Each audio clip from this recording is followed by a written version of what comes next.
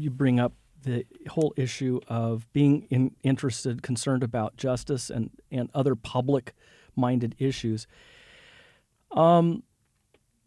So maybe their parents and grandparents' generation were also publicly minded, but it was really about private morality and getting America back on track with individual morality. Now that seems to have shifted to public justice, public ethics. But in both cases, how do you negotiate? Well, let me ask not just both cases, but especially with younger people, how do you encourage them to channel that very good energy and interest in being good neighbors into their lives as Christians without turning the church into a social justice cause fighting machine? And basically chaining the congregation to your own political agenda. Yeah, that's the $1 million question for a lot of folks right now. I think one thing is just to emphasize that a lot of what gets done in the world doesn't have to be attached to a church program.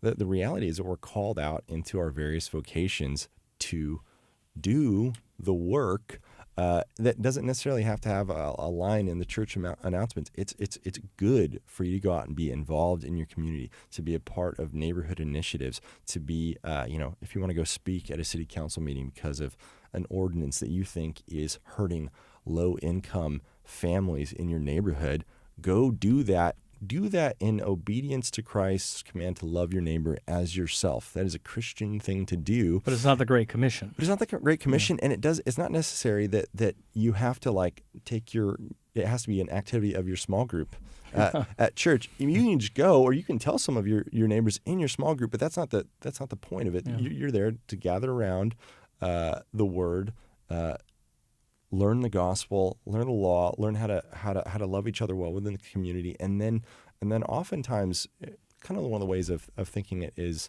there's a distinction by some theologians. They talk about the church as an organism, and the church as an institution. The institutional church, Sunday mornings, preaching, sacraments, all that kind of stuff, that is aimed at some particular things. And then the church as an organism, as church members and Christians go out in society, that's a much broader. There's a lot of callings, and so I might preach on Sunday about the Christian call to justice on the basis of Isaiah or Amos, whatever. I may not give a bunch of particular programs for how to go do that. Christians are also called to exercise maturity and judgment and wisdom, Christian maturity and judgment and wisdom, and sometimes freedom in kind of discerning, well, the particular way I'm going to be obedient to the Lord is an opportunity I have right here up the street, or in the way I go vote, and the way I've kind of taken the time to study and discern some of these issues. And it's not all politics. But it's not all politics either. And it's recognized that politics isn't just electoral politics. Yeah.